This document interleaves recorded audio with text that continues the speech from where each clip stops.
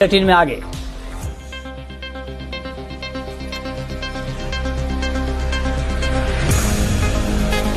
चांदी में शानदार उछाल, आज 500 रुपए से ज्यादा की मजबूती के साथ एमसीएक्स पर भाव 69,500 रुपए के पार। अंतर्राष्ट्रीय बाजार में 1% से ज्यादा की मजबूती।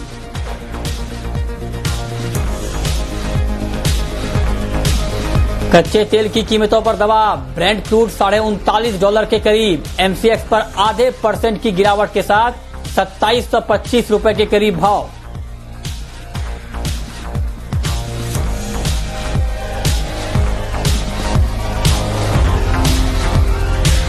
सी बिजनेस की खबर पर मुहर, कीमतों को काबू में करने के लिए प्याज के एक्सपोर्ट पर तत्काल प्रभाव से लगी रोक। रिटेल में दाम 45 से 50 रुपए प्रति किलो के करीब।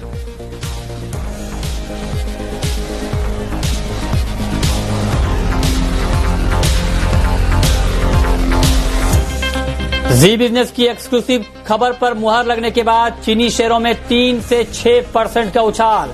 शुगर एक्सपोर्ट सब्सिडी क्लेम करने के लिए चीनी मिलों को 90 दिन के बजाय मिलेंगे 180 दिन।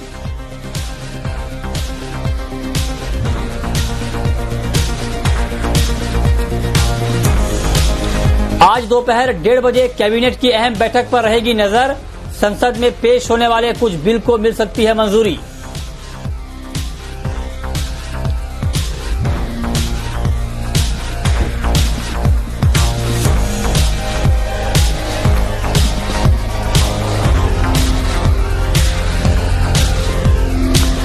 नमस्कार, मैं हूं मृत्युंजय कुमार झा और अगले आधे घंटे तक कमोडिटी मार्केट पर सबसे बड़ी कवरेज जारी है।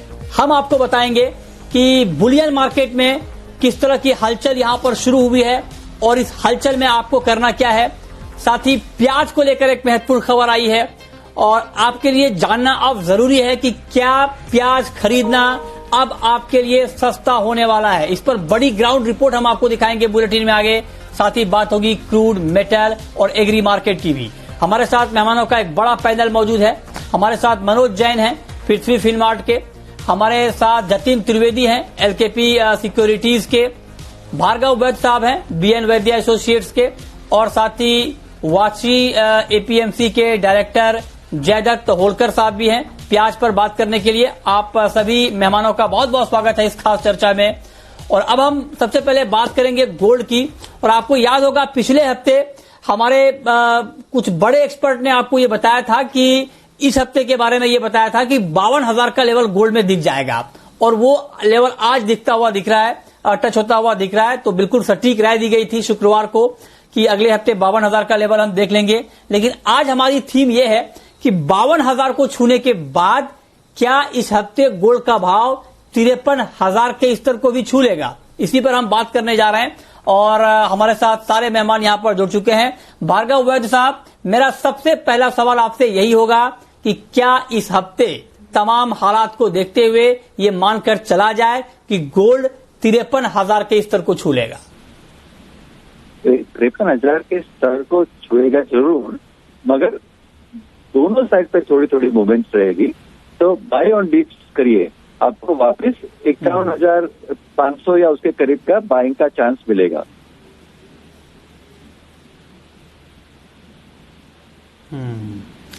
अच्छा, तो आप कह रहे हैं कि दोनों तरफ का मूव रहेगा, बाई ऑन डिप्स करिए। 51,500 का लेवल दिखता है तो आप गोल्ड खरीदिए।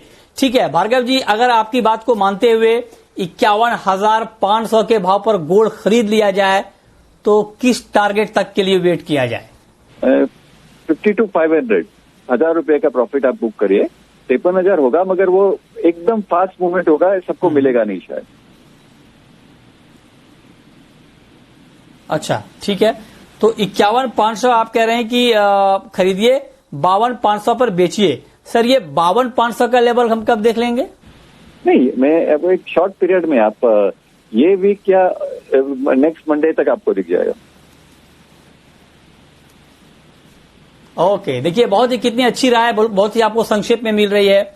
भार्गव जी कह रहे हैं कि इसी हफ्ते या अगले हफ्ते तक आपको 52,500 का लेवल दिख जाएगा। लेकिन ये अब तक की सारी बातें बिल्कुल साफ हैं भार्गव जी, लेकिन एक जो चिंता या एक क्वेरी मेरे मन में ये आई है कि अभी मान लीजिए अगर हम गोल्ड के प्राइस को देखें इस वक्त, तो एमसीएक्स पर गोल्ड का भाव है 51,900 के ऊपर। तो आपका जो बाइंग का लेवल है 51,500, ये मिलेगा, इस बात की कितनी गारंटी आपको दिख रही है? नहीं, मुझे लग रहा है कि मिल जाएगा। मुझे काफी पॉजिटिव हूँ और मैं मानता हूँ कि 70% आपको ये लेवल मिल जाएगा। यस, तो भार्गव जी की राय बिल्कुल साफ है गोल्ड के ऊपर कि आपको 51,500 पे खरीदना है, 52,500 तक के लिए वेट करना है, और 52,500 का भाव दिख जाए तो वहां पर निकल भी जाना है। ऐसा नहीं कि वहां पर आप रुक जाएं, आपको लगे कि 52,500 आ गया तो अब 53,500 आएगा, 54,500 आएगा। नहीं, एक बार आपको एग्जिट कर लेना है। ये राय भार्गव जी की गोल्ड के ऊपर है। ठीक है, अब आप बताएं मनोज जी कि ये तो थोड़ी पोजिशनल व्यू हो गई गोल्ड के ऊपर, लेकिन आप बताएं कि इंट्राडे ट्रेडर को, चूंकि गोल्ड का मार्केट अभी 51,900 के ऊपर ट्रेड कर रहा है, क्या दिन के कारोबार के लिए, यानी जो आज ही ट्रेड करना चाहता है, आज ही पोजीशन काटना भी चाहता है, उनके लिए 51,900 के ऊपर क्या ट्रेड बन रहा है गोल्ड में अभी, बाइंग का या सेलिंग का? नमस्कार। बिल्कुल, जैसा कि भार्गव जी भी बता ओवर लेकिन दोनों तरफ के मिल रहे हैं। आज से यूएस फेडरल रिजर्व का 2 दिन का मीटिंग स्टार्ट हुआ है और उसके चलते यहाँ देखने को मेरा मानना है कि अभी जो अपर रेंज जो है उसके आसपास गोल्ड जो है ट्रेड कर रहा है 52,50। तो पूरी स्तरों पर करने के बजाय यहाँ पे जो है इंट्राडे ट्रेडर्स जो है शॉर्ट कॉल ले सकते हैं 52,50 के। मेरा मानना है कि फिर जो अपने सपोर्ट्स लेवल 51,700, 51,650 वो तो ऊपरी स्तर पर बिकवाली से बचना चाहिए, और जो रिस्की कॉल के तौर पर जो है के लिए शॉर्ट की कॉल ली जा सकती है। 52,220 का छोटा सा स्टॉप लॉस रख सकते हैं। ठीक है, ठीक है जतिन, अब आप बताएं कि बिल्कुल ताजा मार्केट भाव पर, करंट मार्केट प्राइस पर आज के लिए गोल्ड में क्या किया जाए? मृत्युंजय जी गुड मॉर्निंग। फिलहाल जो प्राइस चल रहे हैं वो फेवरेबल नहीं है बाइंग के लिए। 51,900 के आसपास के लेवल्स जो है वो थोड़ी बहुत प्रॉफिट बुकिंग के हिसाब से देखने मिल सकते हैं। 51,700, 51,600 के आसपास अगर प्राइसेस मिलते हैं तभी बाय करना है, फिलहाल बाय नहीं करना है। अगर बाइंग साइड की जो ट्रेड है उसके लिए मैं रिकमेंडेशन दूंगा 52,100 के ऊपर प्राइसेस अगर ट्रेड करना शुरू करते हैं तभी बाय करना है इंट्राडे के लिए। 51,800 तक कोई हर्डल नहीं होगा, फिर 50,800 तक कोई हर्डल नहीं है बीच में। 52,100 के ऊपर प्राइसेस निकल जाते हैं, उसके बाद 52,800 तक बीच में कोई हर्डल नहीं है। 600-700 पॉइंट की अपसाइड देखने मिल जाएगी। 52,100 के ऊपर ट्रेड करना बहुत जरूरी है।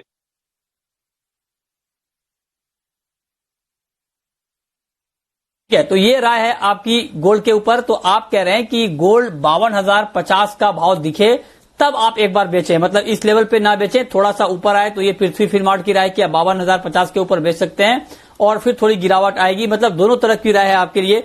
और जब गिर के मार्केट 51,500 तक आ जाए तब आप गोल्ड में बाइंग एक बार शुरू कर सकते हैं। भार्गव जी के मुताबिक 52,500 का लेवल आपको गोल्ड में दिख जाएगा। ये बात हो गई गोल्ड की। अब हम बात करते हैं सिल्वर की, चांदी की। चांदी की बात करें तो 436 रुपए की तेजी है चांदी में, 69,400 रुपए के ऊपर है एमसीएक्स पर चांदी का भाव, और करीब करीब 400-450 रुपए की तेजी है। भार्गव जी, चांदी तो एक बार फिर से मोमेंटम में दिख रही है, इस बार की रैली कहां तक जाएगी चांदी की? आई थिंक मैं अगेन पहले क्वेश्चन करूंगा कि नॉन प्रोफेशनल को चांदी से बहुत दूर रहना चाहिए। 71,000 भी आपको दिख जाए इसमें, मगर मैं इतना ही फास्ट उसका फॉल देख रहा हूं। मैं तो बोलूंगा स्टे अवे फ्रॉम चांदी 70 भी, बिकॉज फिजिकल में तो काफी तकलीफ है आज भी ये लेवल पे, एक्सेप्ट फॉर प्रोफेशनल प्लेयर्स जो अपना डिसीजन ले ही रहे हैं, वो लोग अभी भी उनको प्रॉफिट बाइंग करके प्रॉफिट मिलेगा। Stay away from silver. अच्छा, ठीक है, तो आप कह रहे हैं कि वैसे जो बहुत एग्रेसिव हैं वो तो ठीक है, लेकिन अगर छोटे कोई ट्रेडर हैं, इन्वेस्टर हैं, तो वो चांदी से दूर रहें तो बेहतर होगा। बिल्कुल संक्षेप में जतिन आप ये बताएं कि आपके हिसाब से करंट मार्केट प्राइस पर चांदी में बाय या सेल?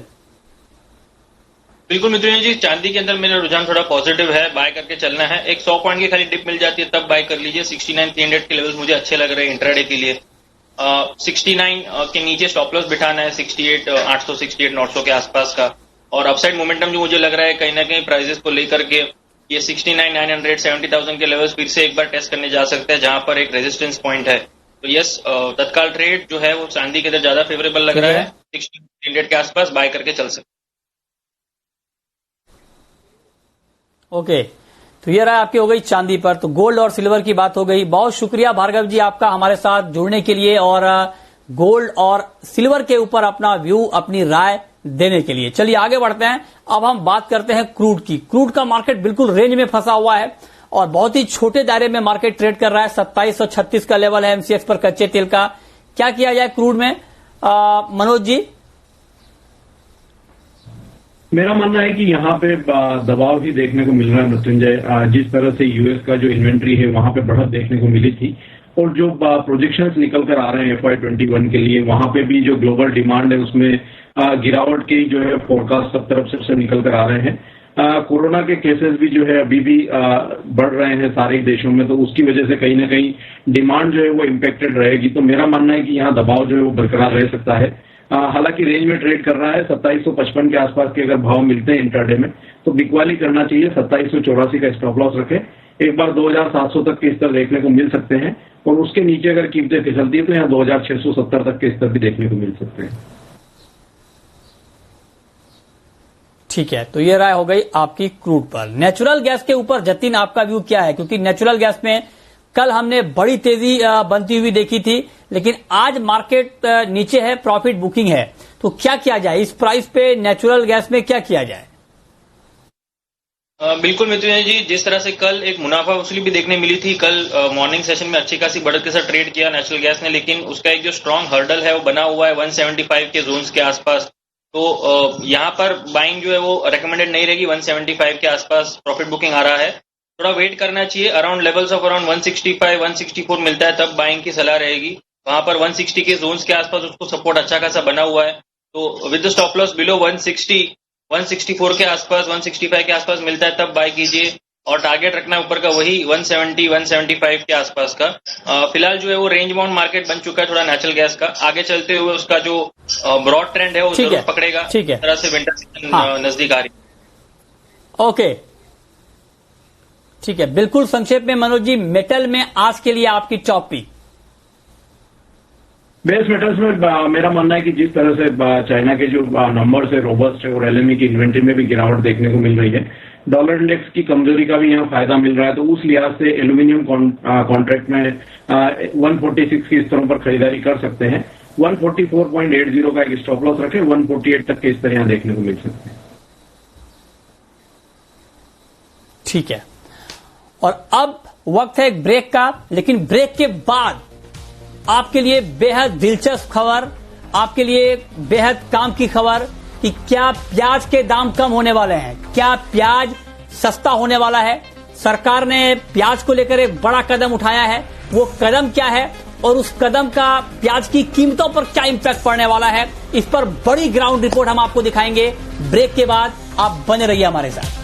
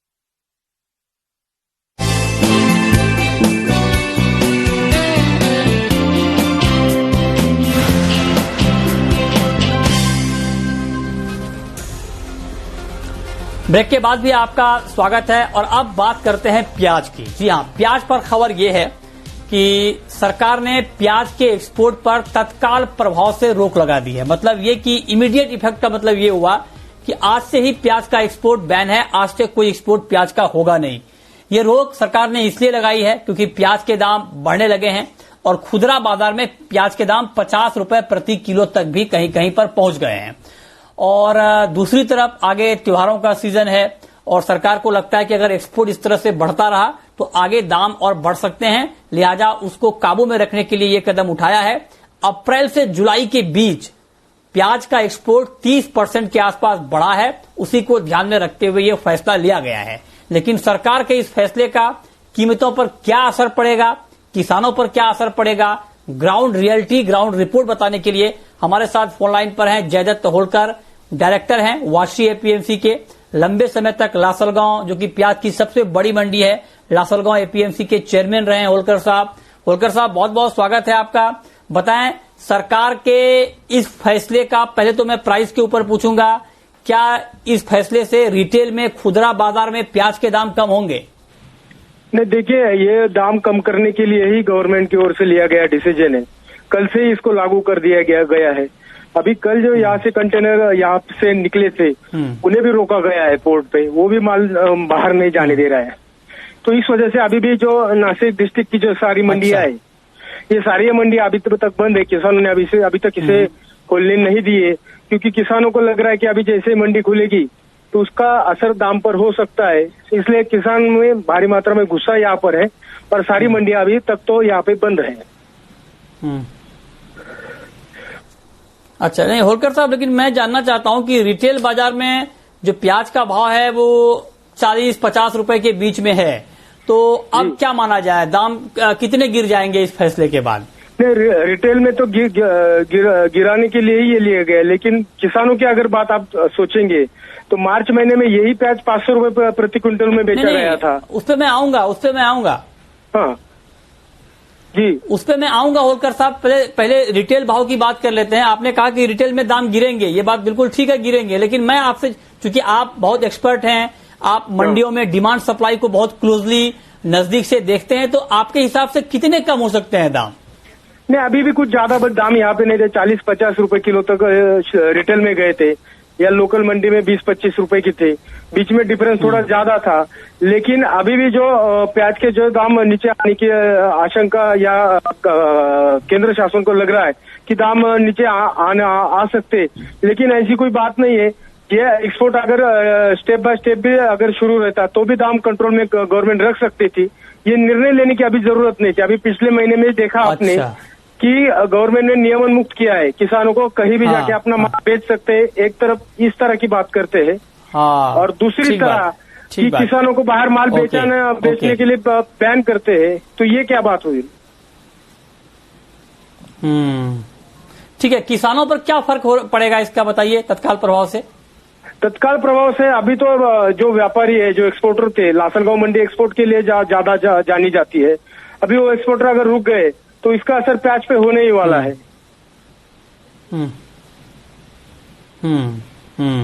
तो मतलब आप ये कह रहे हैं किसानों को अच्छा भाव नहीं मिलेगा, किसानों को नुकसान होगा? जी, किसानों को नुकसान होगा, बराबर।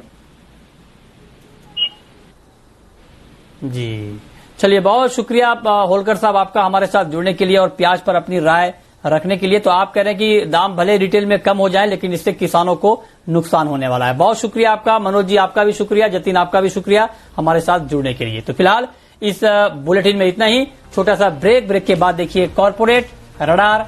नमस्कार।